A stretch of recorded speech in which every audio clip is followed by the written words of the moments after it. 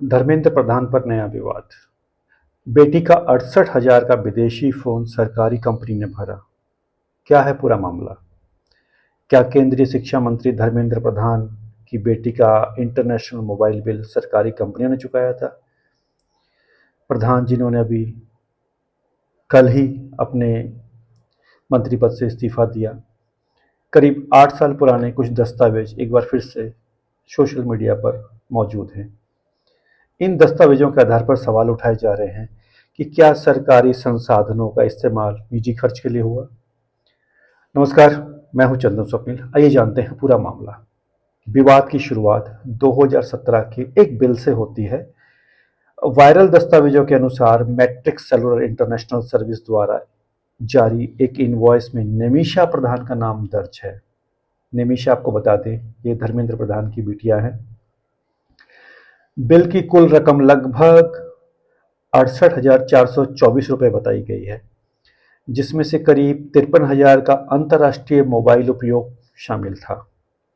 दावा यह भी किया जा रहा है कि यह बिल पेट्रोनेट एलएनजी लिमिटेड के माध्यम से प्रोसेस किया गया।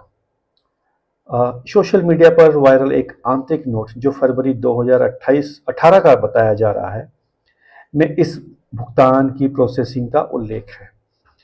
दस्तावेज के अनुसार अनुरोध पेट्रोलियम एवं प्राकृतिक गैस मंत्रालय की ओर से आया था और इसे मंत्री के आधिकारिक दौरे से जुड़े समन्वय के लिए आवश्यक बताया गया।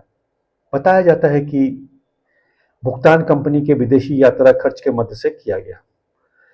इसी दस्तावेज में एक अधिकारी की हस्तलिखित टिप्पणी भी दिखाई देती है, जिसमें भविष्य में ऐसे मामलों को कम करने की सलाह दी गई है। इन्हीं दस्तावेजों के आधार पर आलोचक सवाल उठा रहे हैं कि यदि मोबाइल कनेक्शन मंत्री के बेटी के नाम पर था, तो उसका भुगतान सरकारी हिस्सेदारी वाली कंपनी के माध्यम से क्यों किया गया। दूसरी ओर दस्तावेजों में यह भी उल्लेख है कि प्रक्रिया मंत्रालय के अनुरोध पर आधिकारिक यात्रा से जुड़े समन्वय के तहत की गई थी। यानी यही इस पूरे विवाद का मुख्य बिंदु है। रिपोर्ट के अनुसार जब ये दस्तावेज पहली बार सार्वजनिक हुए थे, तब मामले में जांच की मांग उठी थी। हालांकि सार्वजनिक रूप से उपलब्ध जानकारी के अनुसार इस मामले में धर्मेंद्र प्रधान के खिलाफ किसी कानूनी कार्रवाई या दोष सिद्ध होने की पुष्टि नहीं हुई। यह मामला ऐसे समय में फिर चर्चा में आया जब पूर्व शिक्षा मंत्री धर्मेंद्र प्रधान पहले से ही कई शैक्षणिक परीक्षाओं के संचालन को लेकर विपक्ष के निशाने पर रहे हैं। सोशल मीडिया पर कुछ लोगों ने उनकी बेटी की पढ़ाई और विदेश में शिक्षा को लेकर सवाल उठाए। हालांकि इन व्यक्तिगत दावों और सोशल मीडिया पर चल रही कई बातों की स्वतंत्र पुष्टि नहीं हुई और ना मैं करता हूं। क्योंकि ये एक दस्तावेज सामने आए तो मुझे लगा इस पर एक बात करनी चाहिए।